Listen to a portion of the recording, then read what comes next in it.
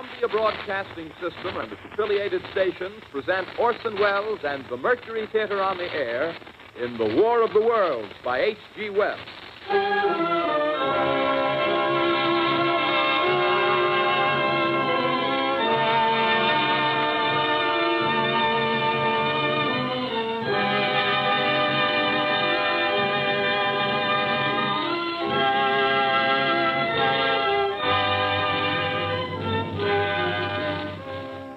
Ladies and gentlemen, the director of the Mercury Theater and star of these broadcasts, Orson Welles. We know now that in the early years of the 20th century, this world was being watched closely by intelligences greater than man's, and yet as mortal as his own. We know now that as human beings busied themselves about their various concerns, they were scrutinized and studied, perhaps almost as narrowly as a man with a microscope might scrutinize the transient creatures that swarm and multiply in a drop of water. With infinite complacence, people went to and fro over the earth about their little affairs, serene in the assurance of their dominion over this small, spinning fragment of solar driftwood, which by chance or design, man has inherited out of the dark mystery of time and space. Yet across an immense ethereal gulf, minds that are to our minds as ours are to the beasts in the jungle, intellects vast, cool, and unsympathetic, regarded this earth with envious eyes and slowly and surely drew their plans against us. In the 39th year of the 20th century came the Great Disillusionment. Near the end of October, business was better. The war scare was over. More men were back at work. Sales were picking up. On this particular evening, October 30th, the Crosley service estimated that 32 million people were listening in on radios. For the next 24 hours, not much change in temperature. A slight atmospheric disturbance of undetermined origin is reported over Nova Scotia, causing a low-pressure area to move down rather rapidly over the northeastern states, bringing a forecast of rain accompanied by winds of light gale force. Maximum temperature 66, minimum 48. This weather report comes to you from the Government Weather Bureau.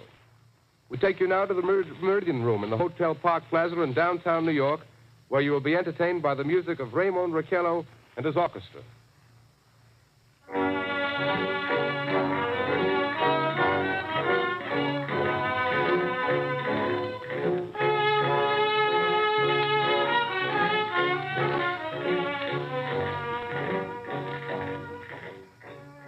Good evening, ladies and gentlemen.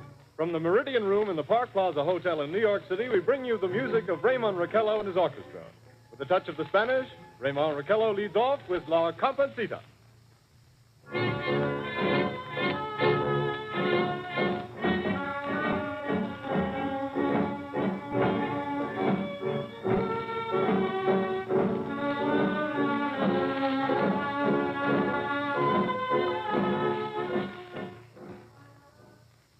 Ladies and gentlemen, we interrupt our program of dance music to bring you a special bulletin from the Intercontinental Radio News.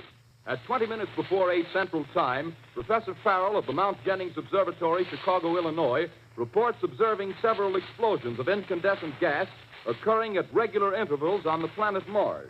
The spectroscope indicates the gas to be hydrogen and moving toward the Earth with enormous velocity. Professor Pearson of the observatory at Princeton confirms Farrell's observation and describes the phenomenon as, quote, like a jet of blue flame shot from a gun, unquote. We now return you to the music of Ramon Raquello, playing for you in the Meridian Room of the Park Plaza Hotel, situated in downtown New York.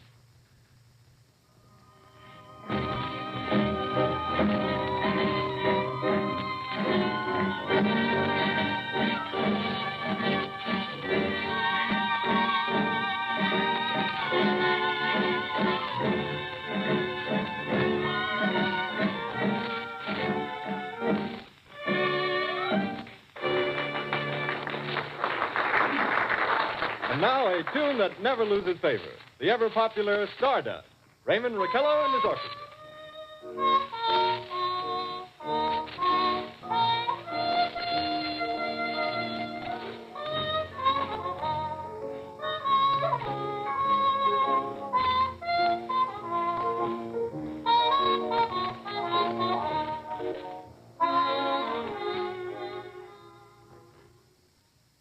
Ladies and gentlemen, following on the news given in our bulletin a moment ago, the Government Meteorological Bureau has requested the large observatories of the country to keep an astronomical watch on any further disturbances occurring on the planet Mars.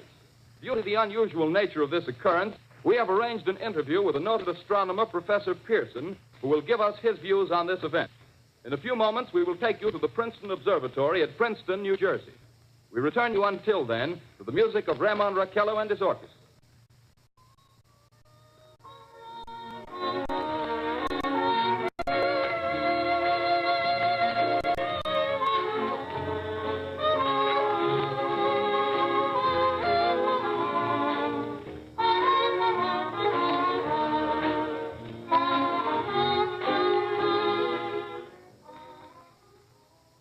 We are ready now to take you to the Princeton Observatory at Princeton, where Carl Phillips, our commentator, will interview Professor Richard Pearson, famous astronomer. We take you now to Princeton, New Jersey. Good evening, ladies and gentlemen. This is Carl Phillips speaking to you from the observatory at Princeton. I'm standing in a large semicircular room, pitch black except for an oblong split in the ceiling.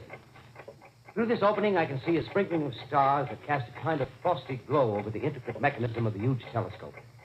The ticking sound you hear is the vibration of the clockwork. Professor Pearson stands directly above me on a small platform, peering through the giant lens. I'll ask you to be patient, ladies and gentlemen, during any delay that may arise during our interview. Besides the ceaseless watch of the heavens, Professor Pearson may be interrupted by telephone or other communication. During this period, he is in constant touch with the astronomical centers of the world. Professor, may I begin our questions? At any time, Mr. Phillips.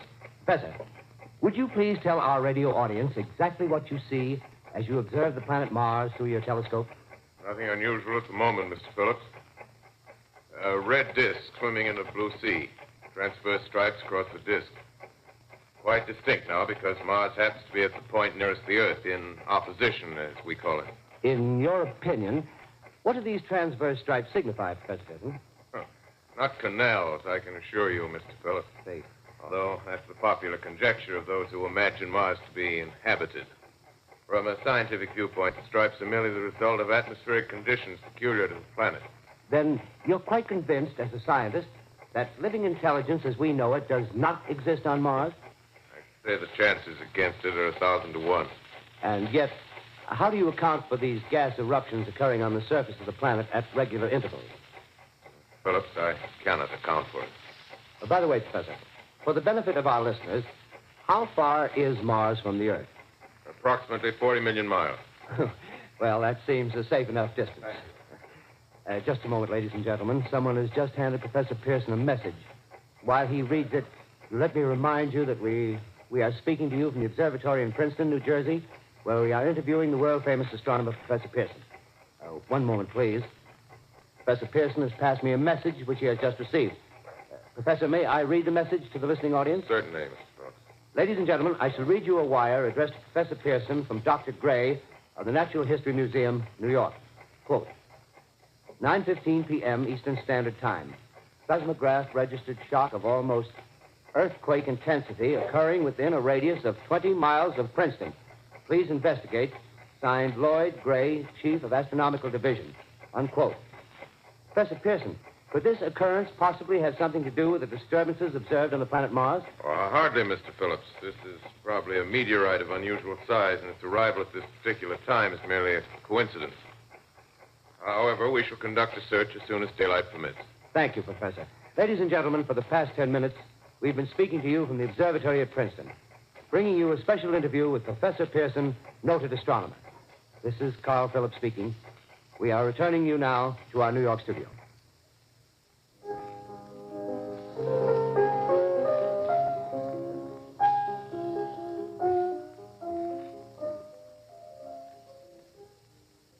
Ladies and gentlemen, here is the latest bulletin from the Intercontinental Radio News. Toronto, Canada. Professor Morse of Macmillan University reports observing a total of 3 explosions on the planet Mars between the hours of 7:45 p.m. and 9:20 p.m. Eastern Standard Time. This confirms earlier reports received from American observatories. Now, nearer home, comes a special bulletin from Trenton, New Jersey. It is reported that at 8:50 p.m., a huge flaming object, believed to be a meteorite, fell on a farm in the neighborhood of Grover's Mill, New Jersey, 22 miles from Trenton. The flash in the sky was visible within a radius of several hundred miles, and the noise of the impact was heard as far north as Elizabeth. We have dispatched a special mobile unit to the scene, and we'll have our commentator, Carl Phillips, give you a word picture of the scene as soon as he can reach there from Princeton. In the meantime, we take you to the Hotel Martinet in Brooklyn, where Bobby Millett and his orchestra are offering a program of dance music.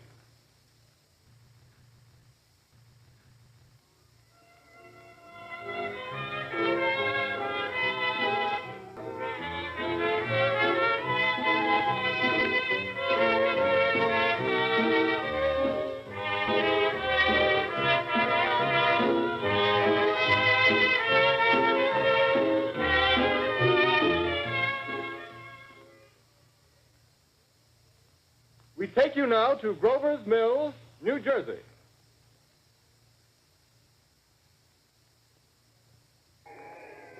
Ladies and gentlemen, this is Carl Phillips again, out at the Wilmot Farm, Grover's Mill, New Jersey. Professor Pearson and myself made the 11 miles from Princeton in 10 minutes. Well, I hardly know where to begin. To paint for you a word picture of the strange scene before my eyes, like something out of a modern Arabian Nights. Well, I just got here. I haven't had a chance to look around yet. I guess that's it. Yes, I guess that's the thing directly in front of me, half buried in a vast pit. Must have struck with terrific force. The ground is covered with splinters of a tree. It must have struck on its way down. But I can see the object itself doesn't look very much like a meteor. At least not the meteors I've seen. It looks more like a huge cylinder. Has a diameter of, what would you say, Professor Pearson? What's that? What would you say, what's the diameter of this? About 30 yards. About 30 yards. The metal on the sheath is, well, I've never seen anything like it. The color is sort of yellowish white. As curious spectators now are pressing close to the object in spite of the efforts of the police to keep them back. Getting in front of my line of vision. Would you mind standing one side, please, while the police are pushing the crowd back? Here's Mr. Wilmot, owner of the farm here. He may have some interesting facts to add. Mr. Wilmot, would you please tell the radio audience as much as you remember of this rather unusual visitor that dropped in your backyard? Step closer, please. Ladies and gentlemen, this is Mr. Wilmot. Well, I was listening to the radio. Closer and louder, please. Pardon me? Louder, please, closer. Yes. I was listening to the radio and kind of drowsing. That professor fellow was talking about Mars, so I was half dozing and half... Yes, Mr. Wilmot, and then what happened? Well, as I was saying, I was listening to the radio, kind of halfway. Yes, Mr. Wilmot, and then you saw something. Well, not first off. I heard something. And what did you hear? A hissing sound like this. Kind of like a 4th of July rocket. Yes, then what? I turned my head out the window and would have sworn I was asleep and dreaming. Yes? I seen a kind of greenish streak and then zingo. Something smacked the ground, knocked me clear out of my chair. Well, were you frightened, Mr. Wilmot? Well, I ain't quite sure. I reckon I was kind of riled. Well, thank you, Mr. Wilmot. Thank you very much. Yeah, you want me to talk No, that's some quite more? all right. That's plenty. Ladies and gentlemen, you've just heard Mr. Wilmot, owner of the farm where this thing has fallen.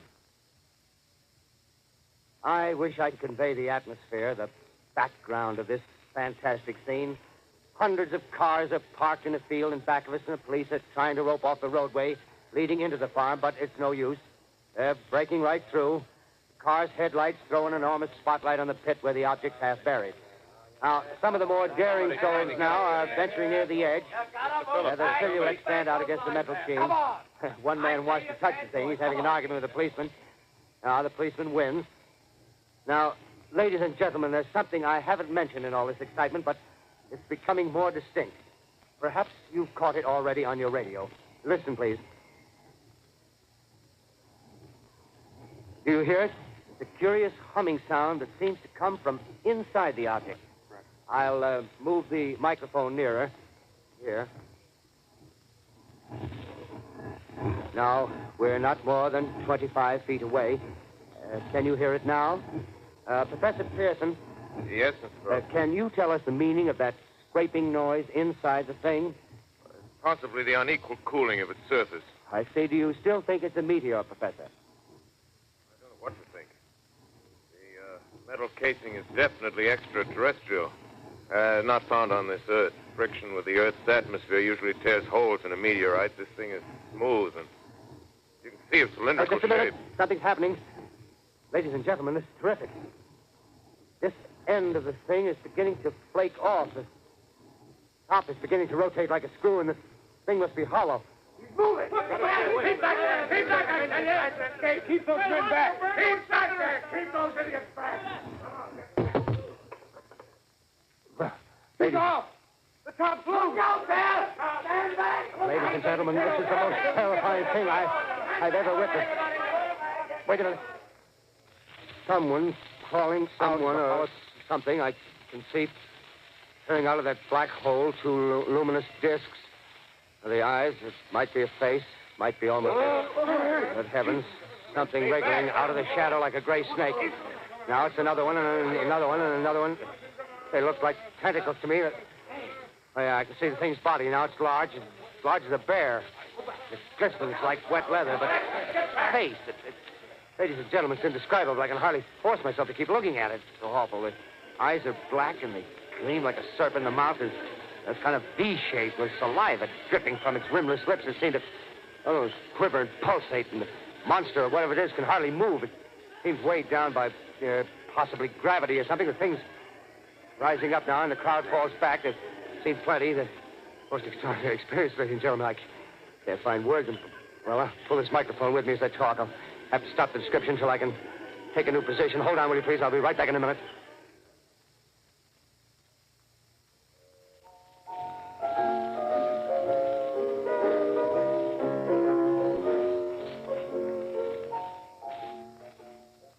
We are bringing you an eyewitness account of what's happening on the Wilmuth Farm, Grover's Mill, New Jersey.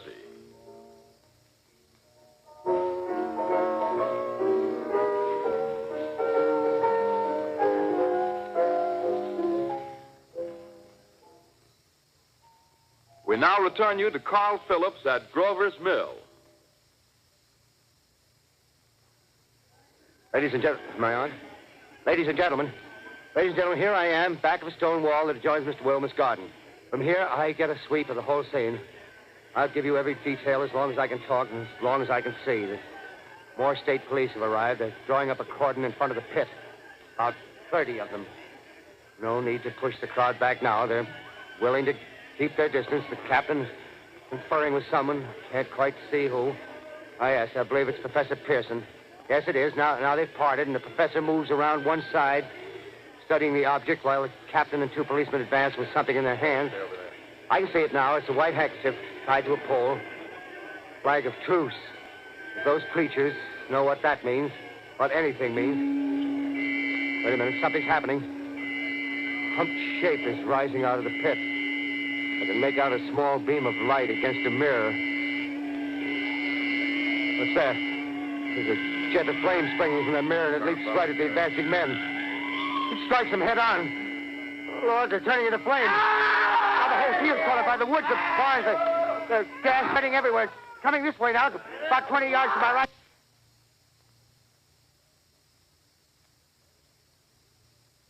Ladies and gentlemen, due to circumstances beyond our control, we are unable to continue the broadcast from Grover's Mill.